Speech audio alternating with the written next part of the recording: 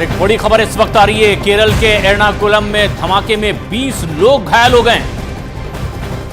एक शख्स की मौत की भी खबर है। ये बड़ी अपडेट केरला से आ रही तस्वीरें आपकी टीवी स्क्रीन पर आप देख रहे हैं। देखिए किस तरीके से केरल में एर्नाकुलम में कन्वेंशन सेंटर में ब्लास्ट हुआ है और बताया जा रहा है कि हॉल के बीचों बीच एक के बाद एक 3 बड़े धमाके हुए और एक महिला की मौके पर ही मौत हो गई है, जबकि 20 से ज्यादा लोग घायल बताए जा रहे हैं। केरल से ये बड़ी खबर, केरल के एर्नाकुलम में ये धमाका हुआ। धमाके में 50 लोग अब तक घायल हो चुके हैं, जो जानकारी आ रही है, और तमाम घायलों को नजदीक के अस्पताल में उपचार के लिए भर्ती करवाया जा रहा है, जबकि एक शख्स की मौत की भी पुष्टि की गई है। स्थानीय लोगों के मुताबिक 5 से 10 सेकंड के भीतर ही एक के बाद एक धमाके हुए। और इधर धमाके की खबर के बाद गृह मंत्री अमित शाह ने केरल के सीएम पिनराई विजयन से बात की है और जांच के लिए एनआईए और एनएसजी केरल के लिए रवाना भी हो गए हैं। लेकिन एक्सक्लूसिव तस्वीरें यहाँ की टीवी स्क्रीन पर आप देख रहे हैं किस तरीके से ईसाई कन्वेंशन सेंटर के बीचों बीच एक के बाद एक कई धमाके हुए हैं और उसके बाद कुर्सियों में आग लगी हुई दिखाई दे रही है और मौके पर ही एक महिला की मौत की खबर है। और लेटेस्ट अपडेट इस खबर पर यह है कि 50 से ज्यादा लोग इस वक्त घायल हैं। और ये बेहद अहम खबर है, केरल के एर्नाकुलम में एक के बाद एक धमाके कुछ ही सेकंड्स के भीतर, और ऐसे में अब घायलों को आंकड़ा साफ तौर पर बढ़ता भी दिखाई दे रहा है। लेकिन एक शख्स की मौत की पुष्टि अब तक की हुई है। घायलों को नजदीक के अस्पताल में भर्ती करवाया गया है और इस पूरे मामले की अब राष्ट्रीय स्तर पर जांच की भी बात कही गई है। गृह मंत्री ने केरल के मुख्यमंत्री से भी फोन पर बातचीत की है, लेकिन प्राथमिकता ये कि हालात सामान्य हों और घायलों को उचित उपचार मिल सके। एर्नाकुलम केरल की ये खबर हम आपको लगातार दिखा रहे हैं, लेकिन इससे पहले कल की अगर अपडेट आपको बताएं तो लेबनान के समर्थन में वहां एक रैली निकाली गई थी और हमास के एक नेता खालिद मशेल ने उसे वर्चुअली संबोधित भी किया था और इसलिए भी ये जो ब्लास्ट हुआ है इसकी जांच होनी बेहद अहम हो जाती है। और इसी खबर पर और ज्यादा जानकारी के लिए हम रुक कर लेंगे, हमारे सहयोगी अमित पांडे भी फोन लाइन पर जुड़ गए हैं। अमित, कहीं ऐसा तो नहीं कि कल जिस तरीके से लेबनान के समर्थन में रैली निकली और उसके बाद आज ये धमाका हुआ, इसका कोई कनेक्शन? तो देखिए, इस सारे पहलुओं का जांच जो है प्रदेश पुलिस और राष्ट्रीय एजेंसियां व्यापक स्तर पर कर रही हैं और इसी सिलसिले के तहत गृह मंत्री अमित शाह ने केरल के सीएम से बात की है और एनएसजी नेशनल सिक्योरिटी गार्ड की टीम और नेशनल इन्वेस्टिगेटिंग एजेंसी की टीम रवाना की गई है। इसके अलावा स्थानीय पुलिस भी मामले की जांच कर रही है, क्योंकि जब से हमास इजराइल विवाद उत्पन्न हुआ है उसकी आड़ में असामाजिक और देश विरोधी तत्व अपना सर न उठा ले, माहौल न बिगाड़े, इस सिलसिले में अलग अलग जगहों पर अलर्ट जारी किया गया था। और कल जो केरल में यह पूरा का पूरा आयोजन हुआ, इसमें इस चीज की पूरी कोशिश की गई। तो बेहद संवेदनशीलता से, गंभीरता से केंद्रीय एजेंसियां इस मामले को देख रही हैं और एक व्यापक जांच शुरू की गई है और इसीलिए गृह मंत्री अमित शाह ने केरला के सीएम से अभी से थोड़ी देर पहले बात की है। अमित, हताहतों के बारे में और कोई अपडेट मिल पा रही है इस वक्त? देखिए, फिलहाल अभी एक शख्स की मृत्यु की पुष्टि हो पा रही है और जो घायलों की तादाद है वह बढ़ सकती है, क्योंकि यह जो धमाका है अभी फिलहाल लो इंटेंसिटी ब्लास्ट नहीं था, यह मिड और हाई इंटेंसिटी ब्लास्ट के बीच का ब्लास्ट था, पहली चीज।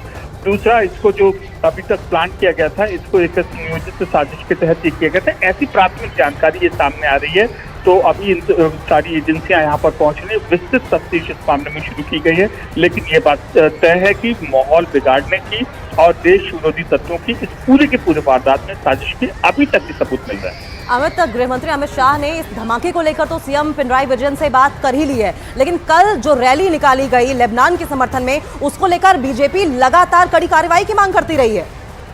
जी बिल्कुल, और उस रैली को लेकर बीजेपी की स्टेट लीडरशिप की तरफ से ट्वीट भी किया गया था और बाकायदा जब सब सारी जो खुफिया एजेंसियां थी वह उन्होंने सतर्क अलर्ट जारी किया था कि हमास जैसे संगठन के जो नेता है वह क्यों संबोधित कर रहे हैं वर्चुअली इस रैली से। तो ये तमाम लिंक्स हैं, उनको आपस में जोड़ा जाएगा और इनकी यह तफ्तीश की जाएगी। बेहद संवेदनशील तरीके से इस पूरे प्रकरण की जांच की जा रही है और यही इस एंगल को पता लगाने की कोशिश की जा रही है, कहीं इस विवाद की आड़ में भारत में माहौल बिगाड़ने की तो कोशिश बिल्कुल की जा रही है। और हमास के समर्थन में ये रैली थी, लेकिन इसमें पैलेस्टाइन साथ साथ लेबनान और गाजा के समर्थन में नारे भी लगे थे।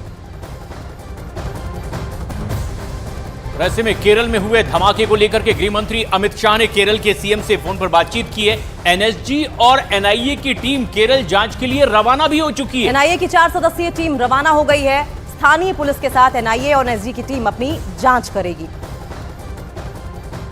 ये आखिर किस तरह की साजिश थी, इसकी पड़ताल अब पूरी गंभीरता से की जाएगी। और ये एक बेहद अहम खबर भी है। केरल के एर्नाकुलम में कुछ ही सेकंड के भीतर एक के बाद एक धमाके हुए।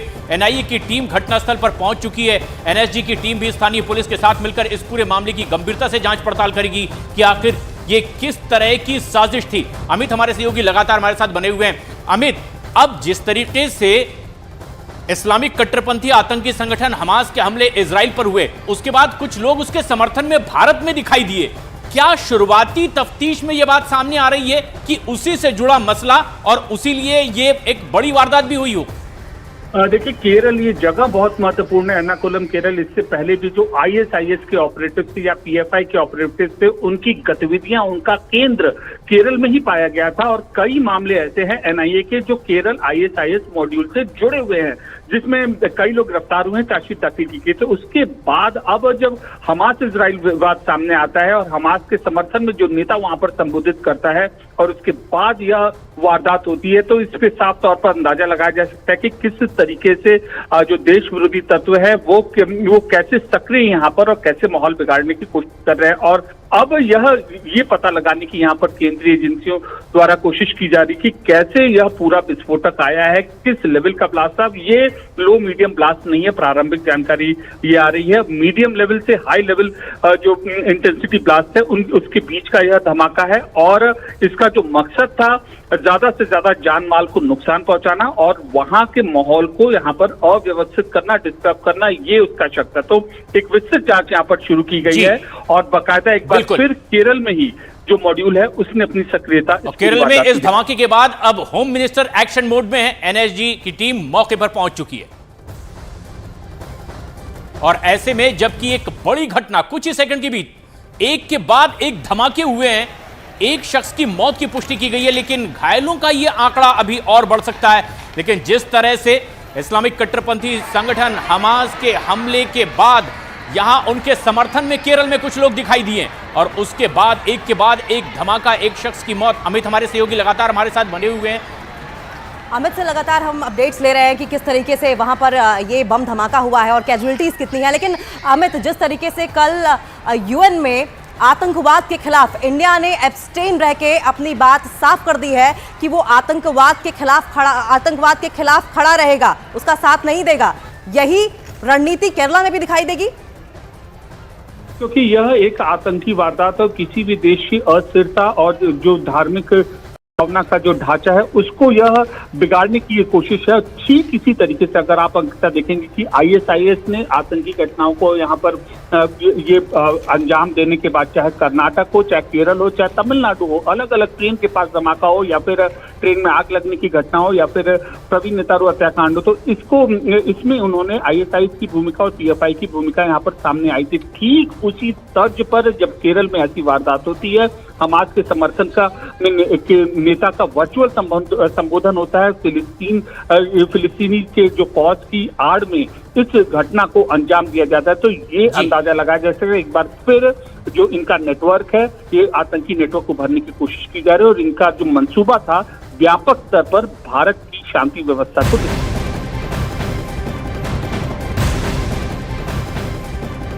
और उसी से जुड़ी एक और बेहद अहम और बड़ी खबर आ रही है। केरल धमाके के बाद मुंबई में अलर्ट जारी कर दिया गया है। इजरायलियों के सभी जगह पर हाई लेवल सिक्योरिटी कर दी गई है। तो देखिए, इजरायली लोग इंडिया में भी रहते हैं और ऐसे में यहूदियों के धर्मस्थलों की सुरक्षा भी बढ़ा दी गई है। ये बड़ी अपडेट आ रही है। केरल धमाके के बाद मुंबई और पुणे में हाई अलर्ट जारी कर दिया गया है। खासकर यहूदियों की सुरक्षा व्यवस्था बढ़ा दी गई है, धर्मस्थलों की सुरक्षा व्यवस्था बढ़ा दी गई है। यहूदियों के धार्मिक स्थलों की सुरक्षा और ज्यादा चौक चौकबंद कर दी गई है। विवेक गुप्ता हमारे सहयोगी इस वक्त हमसे सीधे जुड़ रहे हैं फोन लाइन पर। विवेक, एक्स्ट्रा अलर्ट, क्या और तैयारियां इसके लिए? प्रशांत, देखिए, आपको बताना चाहेंगे कि मुंबई पुलिस का 700 रुपये कहना है कि उनकी सिक्योरिटी पहले से ही पूरे शहर में चाक चौबंद व्यवस्था थी। जो भी इजरायलियों के धर्मस्थल और जो उनका इजरायली जो रहते थे उनकी सुरक्षा पहले से हाई लेवल कर दी गई थी। लेकिन केरल बम धमाके के बाद जो है पुलिस का 700 रुपये कहना है कि उनकी सुरक्षा पर और ज्यादा नजर रखी जा रही है ताकि कोई भी law and order situation Mumbai जैसे शहर में खराब ना हो। इसलिए मुंबई पुलिस और पुणे पुलिस पूरी तरह से चाक चौबंद और सिक्योरिटी पूरी तरह से तैयार रखी हुई है। कहीं ऐसा तो नहीं है कि हमास जो वर्ल्ड वाइड जूज कम्युनिटी के लोग रह रहे हैं, यहूदी धर्म के लोग, उन्हें अब टारगेट करना शुरू कर रही है? ऐसी भी क्या आशंका हो सकती है? देखिए, इस पूरे मामले में अभी जो सूत्रों से जानकारी मिल रही है कि जिस दिन से इजराइल और पैलेस्टीन के बीच में युद्ध शुरू हुआ था, उसके बाद ही जो इजरायली लोग हैं काफी ज्यादा निशाने पे थे, अलग अलग ग्रुप के निशाने पे थे, जिसके बाद इजरायलियों ने खुद ही अपनी सुरक्षा ज्यादा बढ़ा दी थी। और साथ ही साथ मुंबई पुलिस ने भी इस युद्ध के तुरंत बाद जो भी इजरायली लोग जहां जहां रहते थे, जो उनका सैनिकों जो उनका धर्मस्थल है मुंबई और पुणे में, उनकी सुरक्षा पहले से ही बढ़ा दी गई थी। जो काउंसलिंग के ऑफिस है, जो काउंसलर ऑफिस है, वहां की भी सुरक्षा काफी ज्यादा बढ़ा दी गई थी। और जिस तरीके से केरल में जो बम धमाका हुआ है, और पुलिस का साफ तौर पर कहना है कि इजरायलियों की सुरक्षा काफी ज्यादा हाई सिक्योरिटी पे रखी गई है। उनकी जो सिक्योरिटी थी पहले से ही हाई लेवल पे थी, और इस धमाके के बाद उनकी सिक्योरिटी और ज्यादा बीफ अप की जा सकती है। ये एक बेहद अहम खबर भी है, जिस तरह से केरल में एक के बाद एक धमाके हुए हैं, अब मुंबई और पुणे में यहूदियों की धार्मिक स्थल की सुरक्षा बढ़ा दी गई है, उनकी सुरक्षा और ज्यादा चाक चौबंद कर दी गई है। लेकिन जिस तरह से कट्टरपंथी इस्लामिक संगठन, आतंकी संगठन हमास की ओर से इजराइल पर हमला किया गया था, क्या ये आशंका है कि कुछ उसी मानसिकता के लोग यहां पर भी असामाजिक गतिविधि और बढ़ा सकते हैं?